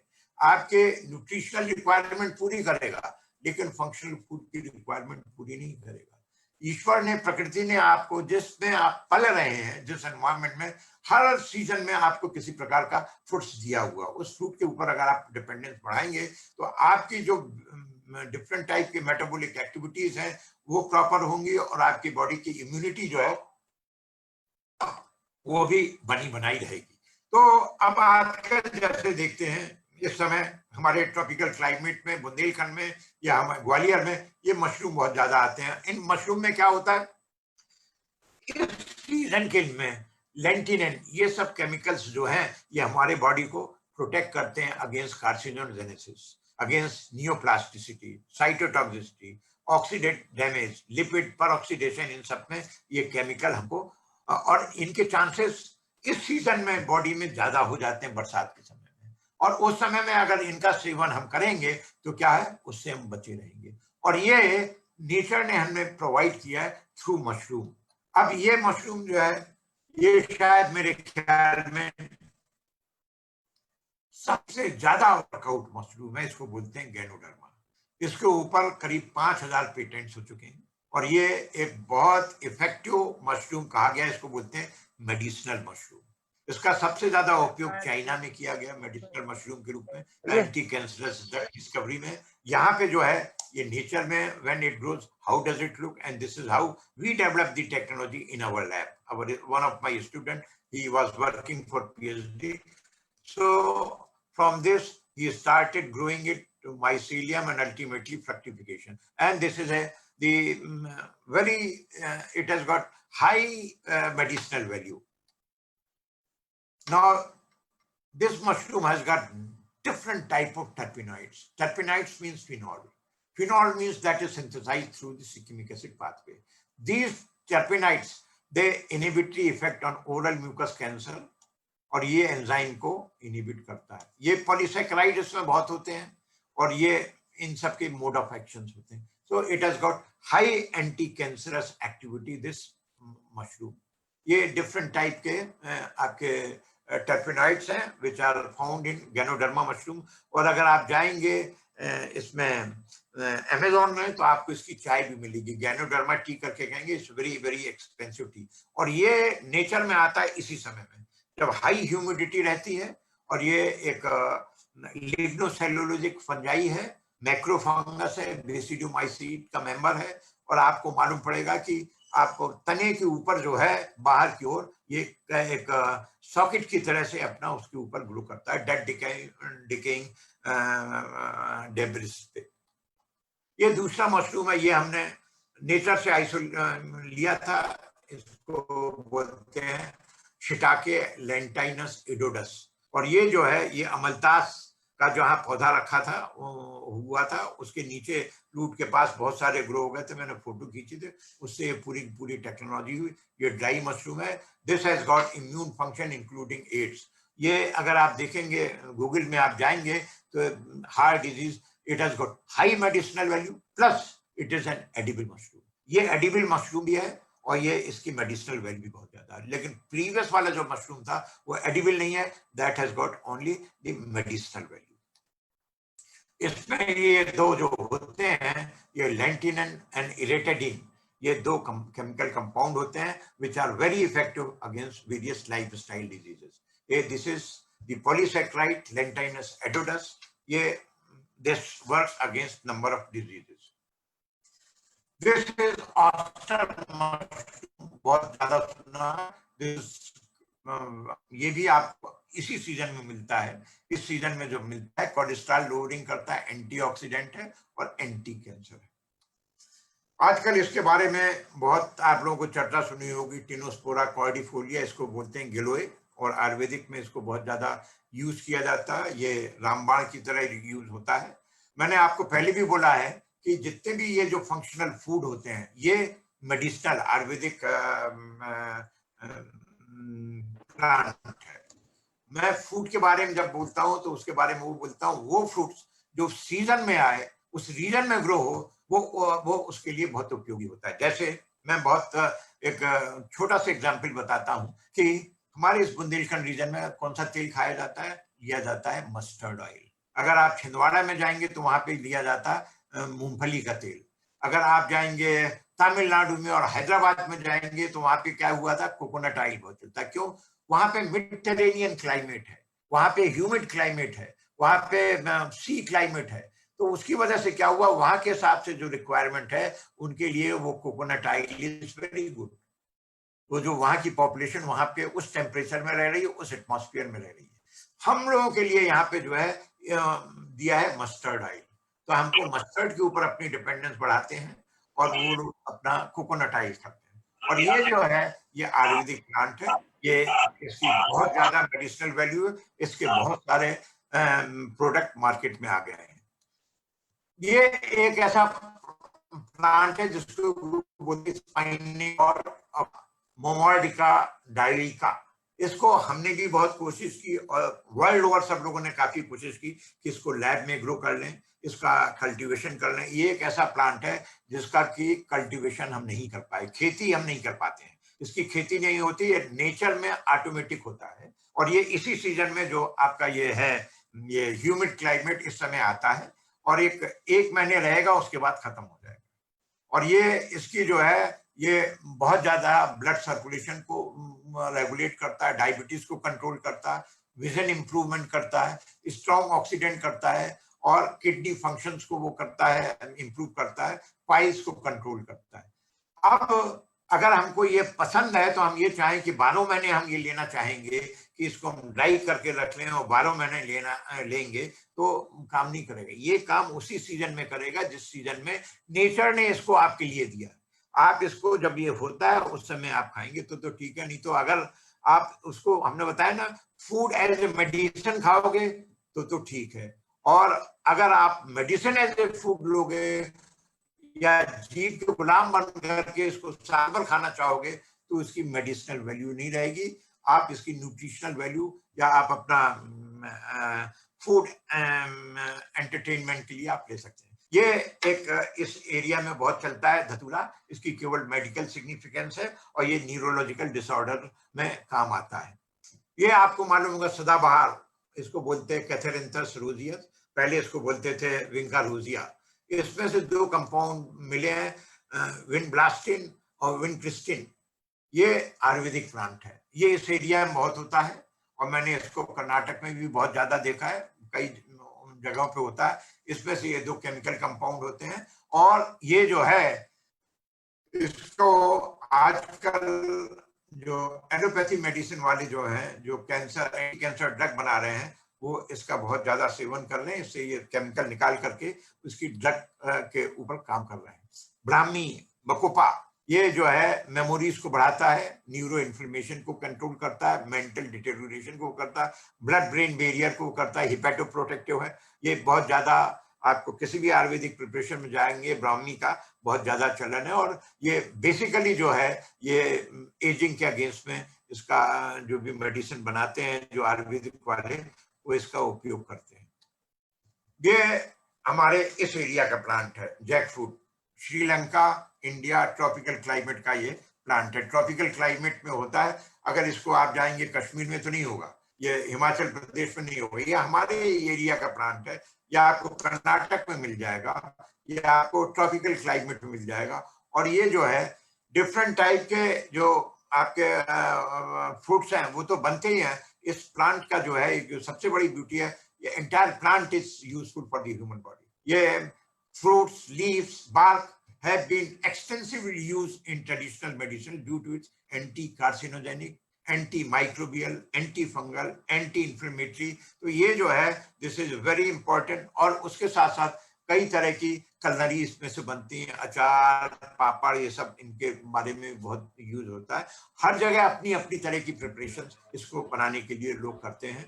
यहाँ पे कुछ और प्रिपरेशन बनती है, दूसरी जगह पे कोई और प्रिपरेशन बनती है, लंका में जाएंगे कोई तीसरी तरह की प्रिपरेशन बनती है। तो this is again A tropical fruit, ये भी इसी समय आता है, इस सीजन में आता है। आजकल हम लोगों को ये कटहल इसको बोलते हैं, या इसको बोलते हैं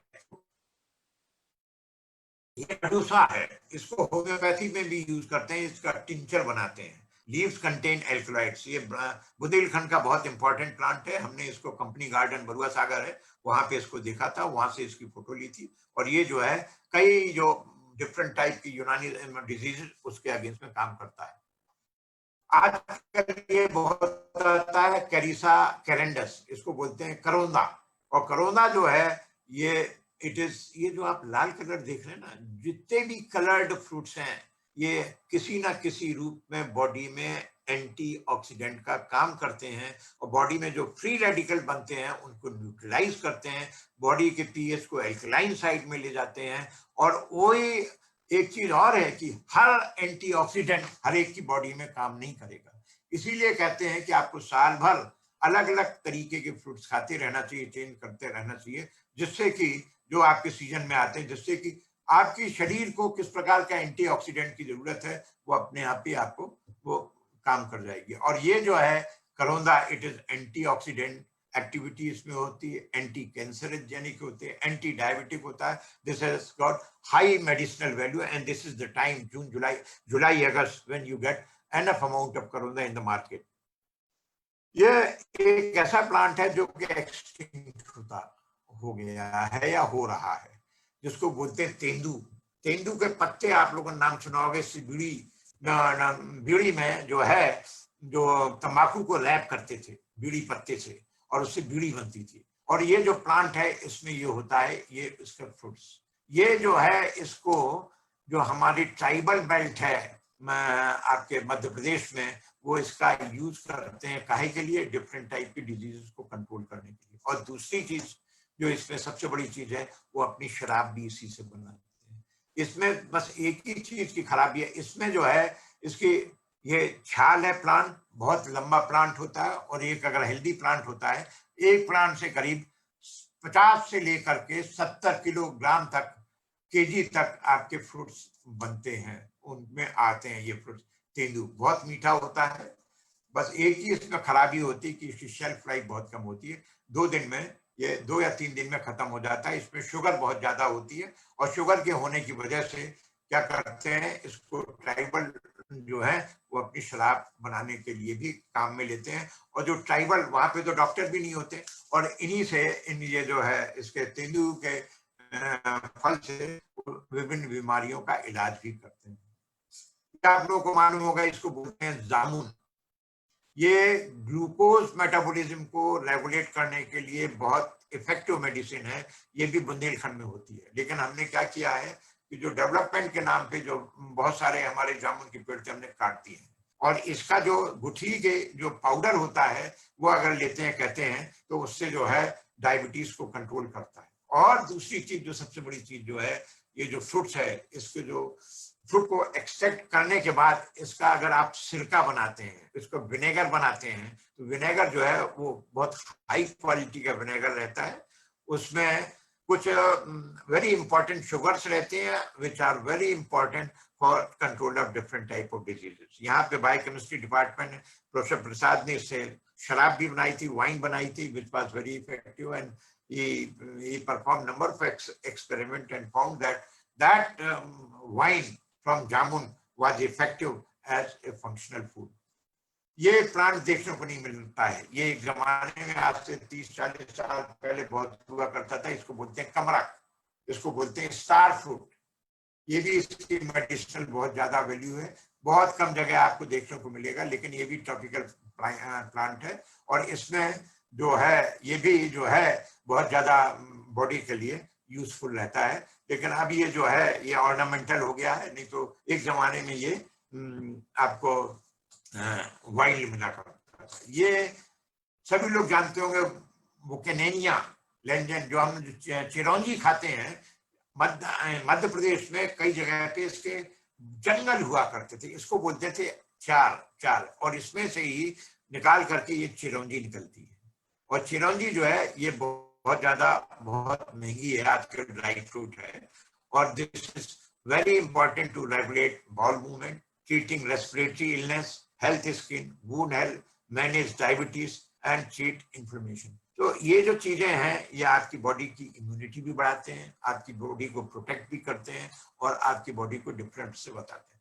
अब ये है मधुका इंडिका, ये महुआ इसको बोलते हैं। आज से 40-50 साल पहले तक इसी की शराब मिलती थी, देसी शराब जो होती थी वो इसी की शराब बोला करते थे। और मैं मेरे अभी नॉलेज में लाया गया है कि 3 ऐसी शराब हैं जो इंडिया में होती हैं और जो रीजन वाइज होती थी, और उनको हम लोगों ने कमर्शलाइज नहीं किया, उनको हम लोगों ने पॉपुलराइज नहीं किया। हम इंग्लिश वाइन के पीछे भाग गए, हम विस्की और ब्रांडी और वो बियर के पीछे भाग गए, इनको हमने अनैतिक मान लिया। क्यों? क्योंकि ये ट्राइबल बेल्ट में बहुत होती थी और वो लोग करते थे। यही केवल 3 ऐसी शराबें हैं जो ऑर्गेनिक हैं, बाकी सब इनऑर्गेनिक हैं, बाकी के सब कुक्ड हैं। कौन कौन सी? और वो भी रीजन वाइज थी। महुआ यहाँ पे होता था, और कैजियोफेनी जो आपकी होती थी किससे, जो काजू से जो शराब बनती है वो गोवा में बनती है, वो भी उसके फ्रूट से फर्मेंट करके वो शराब निकलती थी, उसको केवल फर्मेंट करना पड़ता। और तीसरी ताड़ के पेड़ से जो ताड़ी बनती थी वो भी ऑर्गेनिक है। तो महुआ, ताड़ी और कैजियोफेनी ये तीनों ऑर्गेनिक थी, इनको हम लोगों ने प्रमोट नहीं किया। और इन सब की जो है इन सब की फंक्शनल यूटिलिटी थी, ये सब थेरेपेटिक वैल्यू थी, कई डिजीज के अगेंस्ट में काम करती थी। इनमें जो हमारे बॉडी को रिक्वायर्ड शुगर अमाउंट चाहिए, अच्छी क्वालिटी की शुगर वो देता था। लेकिन कुछ हुआ क्या कि पता नहीं प्लानिंग में क्या हुआ कि हम आजकल जो है नौसादर से और इधर उधर से, और ये जब शराब बनती थी इनमें किसी प्रकार से मिथेनॉल नहीं आता था, किसी तरह से पूरी शराब नहीं बनती थी, केवल इसके फ्रूट्स को लेकर के उसमें किसी तरह का कोई फर्मेंटेशन नहीं करते थे। हड़िये में लेते थे, फल को डाल देते थे, थोड़ा सा पानी डालते थे और जमीन में गाड़ देते थे, और उसके बाद उनकी शराब बन जाती थी, निकाल लिया करते थे। लेकिन इस चीज को हम लोगों ने प्रमोट नहीं किया।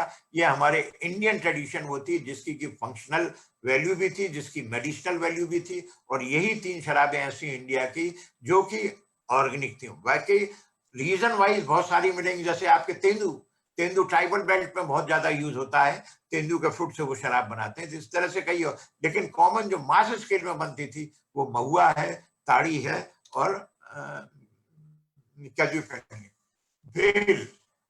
बेल हमारे यहाँ बहुत होता है ट्रॉपिकल, उसमें शंकर जी को चढ़ाया जाता, शिवरात्रि के समय चढ़ाया जाता है, और इसकी ज्यादा फंक्शनल वैल्यू है। ये डिफरेंट डिजीजेस में हमने ऊपर लिखे हुए काम करता है, इसकी ठंडक प्रदान करता है, और इसको बोलते हैं बेल। ये यहाँ का है, इसको बोलते हैं वुड एप्पल, इसको बोलते हैं कैठा। ये बहुत ज्यादा हुआ करता था, आजकल मेरे को देखने को नहीं मिलता है। और ग्वालियर में MITS में एक गेस्ट हाउस के पीछे एक पेड़ मैंने देखा था, उसके बाद है या नहीं पता नहीं अभी। और ये जो है इसकी चटनी बनती थी, इसकी भी बहुत ज्यादा मेडिसिनल वैल्यू है। और ये ट्रॉपिकल प्लांट है और ये इसी सीजन में आता है। इसके फ्रूट्स को लेकर के चटनी बनाते थे और हमारे बॉडी के डिफरेंट फंक्शंस को रेगुलेट करता है। तो ये जितने भी अभी हमने आपको प्लांट्स बताए हैं, चाहे वो यहाँ हो, अगर ट्रॉपिकल रीजन में है तो ट्रॉपिकल रीजन में, टेम्परेट रीजन में टेम्परेट रीजन में, तो जितने भी फाइटोकेमिकल्स हैं उस region wise in different type के साइकिल्स को कंट्रोल करते हैं। वो चाहे एपोप्टोसिस हो, चाहे आपका बॉडी के प्रोटेक्शन हो, इम्यूनिटी हो, एंटीऑक्सीडेंट एक्टिविटी हो, स्टिमुलेशन ऑफ इम्यून सिस्टम हो, ये सब चीजों को इन पूरे साइकिल के थ्रू रेगुलेट करते हैं। कोई भी जो भी फाइटोकेमिकल्स हैं वो चाहे,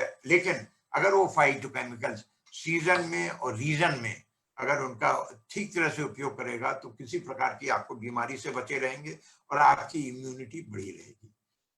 अब हम आते हैं सीरियल्स के ऊपर। सीरियल्स में हम लोग नॉर्मली ये सीरियल्स यूज करते हैं, wheat, rice, oat and buckwheat. And ये सब जो है ये डाइटरी फाइबर होते हैं, बीटा ग्लूकोन, अरेबोनोजाइलोन, और ये सब जो है जितने भी सीरियल्स है उनका सबसे मेन फंक्शन है वो सपोर्ट प्रोबायोटिक। प्रोबायोटिक का मतलब है वो बैक्टीरिया जो आपके गट में रहते हैं और गट में आपके डाइजेशन को ठीक करते हैं, आपके बाउल मूवमेंट को ठीक करते हैं, और उसके लिए स्टार्च की जरूरत होती है। और वो स्टार्च जो है एलिमेंट्री कैनाल में प्रोबायोटिक बैक्टीरिया की ग्रोथ के लिए हमें सीरियल से ही मिलता है। एक चीज शायद आप लोगों को, most of you might be knowing it, हमारे ह्यूमन बॉडी में 2 ब्रेन होते हैं। एक तो सेंट्रल नर्वस सिस्टम होता है और दूसरा जो नर्वस सिस्टम होता है उसको बोलते हैं enteric nervous system.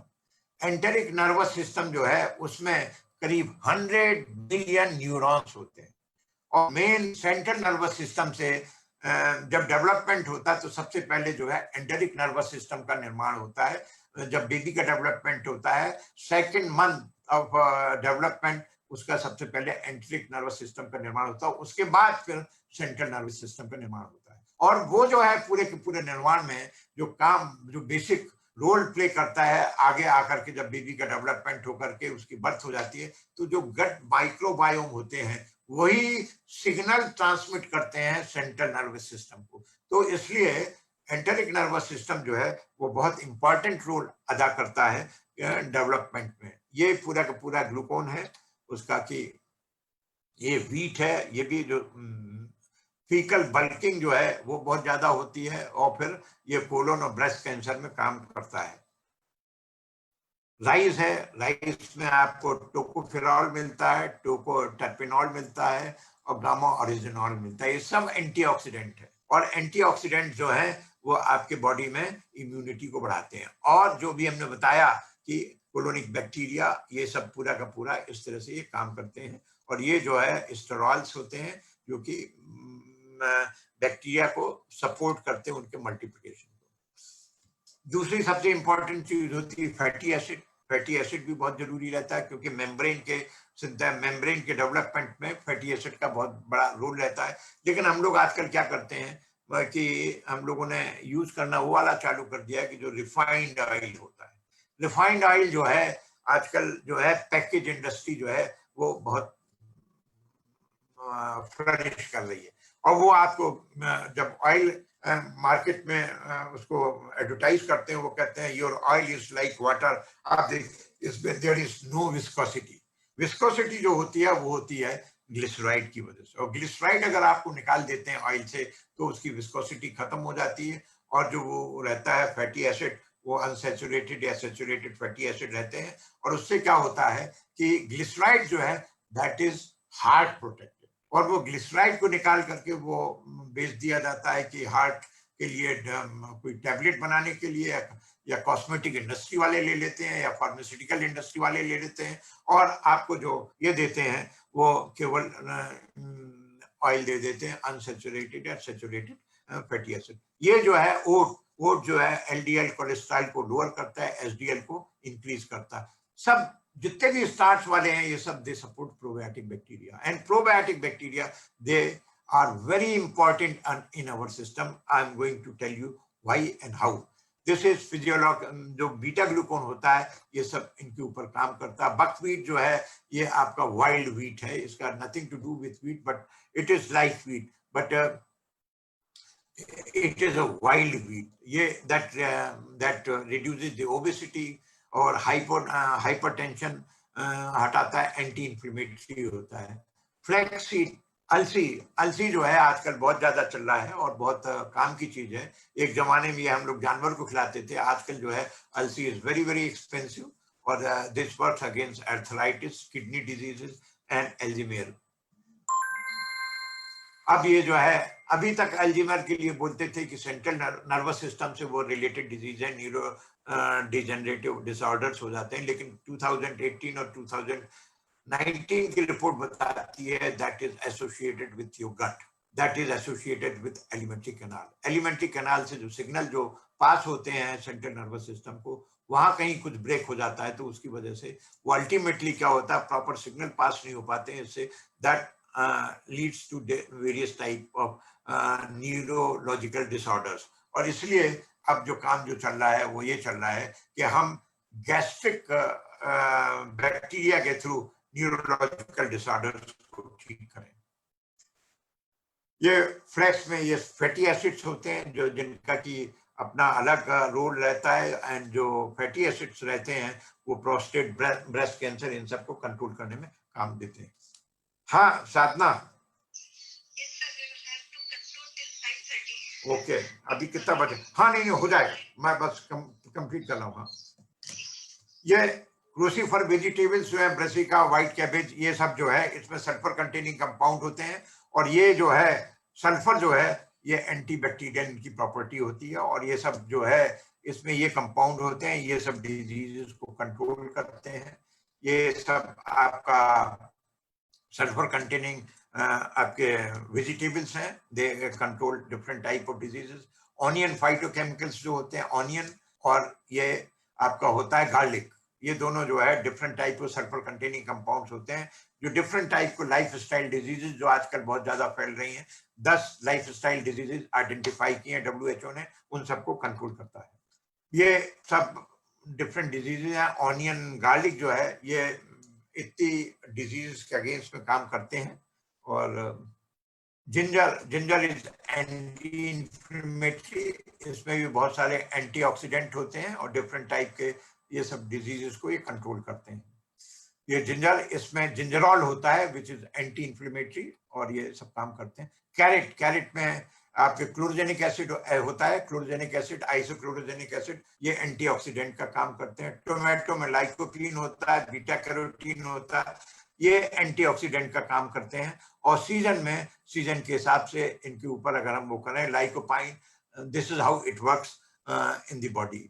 This is soybean. Again, soybean is again very important functional food. Phytochemicals different types के होते हैं, और ये फिर बेरीज के ऊपर जो है हम लोग को अपना डिपेंडेंस अपनी बेरीज के ऊपर डिपेंड करना चाहिए, ना कि हम इंपोर्टेड बेरीज के ऊपर डिपेंड करें। इनमें रिच सोर्स ऑफ फाइबर होता है, फ्लेवोनॉइड्स होता है, फिनोलिक एसिड्स होता है, और ये जो है Helicobacter pylori is inhibited because of different type of berries.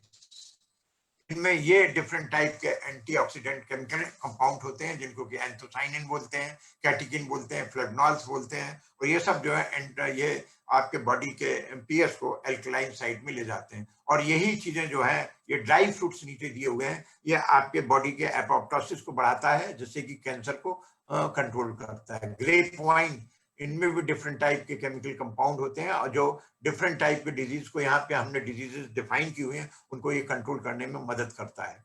Citrus में डिफरेंट टाइप के साइट्रस होते हैं, आपके ग्रेप वाइन होता है, मौसमी होता है, नारंगी होता है, ये सब जो है ये डिफरेंट एंटीऑक्सीडेंट केमिकल कंपाउंड होते हैं, जो कि बॉडी के पीएच को एल्कलाइन साइड में लेते हैं, बशर्ते आप उनको सीजन के ऊपर खाएं।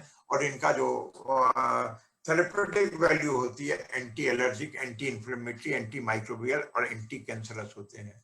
हल्दी, कुरकुमा, इसके ऊपर बहुत ज्यादा काम चल रहा है, और इसमें जो है कुरकुमिन होता है। कुरकुमिन जो है वो एक पॉलीफिनॉल है, बहुत डीपॉलीमराइजेशन बहुत टाइम लेता है, इसलिए हल्दी को काली मिर्च के साथ लेते हैं, तो उसमें पाइपरीन होता है जो कि इसकी हल्दी की एब्जॉर्प्शन कैपेसिटी बढ़ा देता है, जो कि एंटी इन्फ्लेमेशन और ट्यूमर ग्रोथ को कंट्रोल करता है। टी बेवरेज में आपका टी कैटकीन फ्लेवोनॉइड्स होते हैं जो कि आपके एंटीऑक्सीडेंट होते हैं, और इसमें रहता है कॉमेरिक एसिड, कैफिक एसिड और caffeic acid phenethyl esters, and these are there are anti inflammatory and anti cancerous. Then coffee जो है इसमें हाइड्रोक्सी सिनेमिक एसिड होता है, क्यूनेमिक एसिड होता है, डाइटरपीन होता है, और ये सब जो है ये सब आपके एंटीऑक्सीडेंट का काम करते हैं। कोका भी एंटीऑक्सीडेंट का काम करता है। हनी भी आपका जो है, हनी में आपको ये बताना चाहूंगा कि हनी आपको लेना चाहिए जो लोकल होता है, क्योंकि हनी में जो है वो जो मधुमक्खियां हनी बनाती हैं वो लोकल फ्लावर से बनाती हैं। यहाँ पे अगर है तो यहाँ मस्टर्ड वाला आपको मिलेगा, अगर आप वहां से कश्मीर से लाएंगे वो एप्पल वाला मिलेगा। तो जितना ज्यादा से ज्यादा अगर आप ये कोशिश करें कि लोकल जो फ्लावर्स है उनसे जो हनी बनता है वो आपके लिए ज्यादा उपयोगी रहेगा वनस्पति इसको कि इसके कि आप एक्सोटिक हनी यूज करें। तो हनी की भी बहुत ज्यादा उसमें एसिड भी रहता है, उसमें आपके डिफरेंट फ्लेवोनॉइड्स भी होते हैं, और ये सब आपको किसी न किसी रूप में काम करते हैं। अब हम आते हैं कि आपके पिकल्स में अगर हम यूज करते हैं बाजार का पिकल्स, तो उसमें क्या होता है, केनिन डिहाइड्रेशन ये सब होता है। और अगर हम एंशियंट मेथड से करते हैं फर्मेंटेशन, उसमें क्या होता है, जिसके भी हमें अचार डालना होता है उसमें मसाला डाल करके आपके लोकल जो ऑयल होता है सरसों के तेल में अगर आप धूप में पकाते हैं तो उसमें बैक्टीरिया ग्रो होते हैं। लैक्टोकोकाई होता है, लैक्टोबेसिलाई होता है, वो क्या करता है, वो उसको फर्मेंट भी करता है, और आप जब खाते हैं सीजन में तो वो आपके एलिमेंट्री कैनाल में जाकर के आपके एलिमेंट्री कैनाल में इम्यूनिटी को बढ़ाता है। और जो अगर आप मॉडर्न प्रिजर्वेटिव मेथड से लेते हैं तो उसमें जो प्रिजर्वेशन रहता है वो उसकी शेल्फ लाइफ को बढ़ाने के लिए कुछ इस तरह का प्रिजर्वेटिव डाला जाता है जिससे बैक्टीरिया और फंजाई उसमें ग्रो ना कर पाए, और जो उनको मारता है। अगर उनको लेते हैं तो वो उसका वो जो प्रिजर्वेटिव है उसके साइड इफेक्ट्स बहुत होते हैं और आपकी बॉडी में किसी ना किसी तरह से हार्म करते हैं। तो जो पुरानी मेथड जो हमारे दी हुई थी कि ड्राइंग और क्योरिंग जो कि हम सनलाइट में करते हैं, that is ancient preservative method, that is good for our pickle manufacture, pickle preparation. इसी तरह से एथनिक फर्मेंटेड फूड जो है आपके साउथ इंडिया में जैसे इडली डोसा ये सब जो चलता है, this has got number of different type of probiotic bacteria like leuconostoc and streptococcus which is good for the body for maintaining your immunity. ये अगर आप लोकल बेनिफिट फर्मेंटेड पिकल लें या लोकल फर्मेंटेड आप फूड खाएं, अगर आप south India में हैं तो आप वहां की डिश लेते हैं, यहाँ लेते हैं तो यहाँ की लेते हैं, लोकल अगर आप लेते हैं तो उनसे ये सब बेनिफिट होते हैं। This is the latest paper of journal of functional food in 2020। फिर डेयरी प्रोडक्ट में ये हमारे सबसे पहले हिप्पोक्रेट्स ने 400 BC में बताया था कि death sits in the bowels, a bad digestion is the root of all evil। और ये इस तरह से आपके डिफरेंट फ्रेंडली बैक्टीरिया होते हैं। आपको अगर कोई अल्कोहल लेता है, किसी तरह का केमिकल लेता है तो ये बैक्टीरिया मर जाते हैं, और बैक्टीरिया मर जाते हैं तो आपकी बैक्टीरियल पॉपुलेशन जो फ्लोरा फाउना जो है आपके एलिमेंट्री कैनाल का वो चेंज हो जाता है। वो चेंज हो जाता है तो उसकी वजह से क्या होता है, आपको इरिटेशन होता है, आपका पूरा डाइजेशन बिगड़ जाता है। तो उसको मेंटेन करने के लिए आपको गट माइक्रोबायोम को बढ़ाना पड़ता है। ह्यूमन डिजीज जो है वो आज अब इसके ऊपर बहुत ज्यादा काम चल रहा है। जैसे अभी हमने आपको बताया था कि वैक्सीन के लिए आप एक केमिकल को डेवलप करते हैं, उसको आप डालते हैं, उससे एंटीबॉडीज बनाते हैं।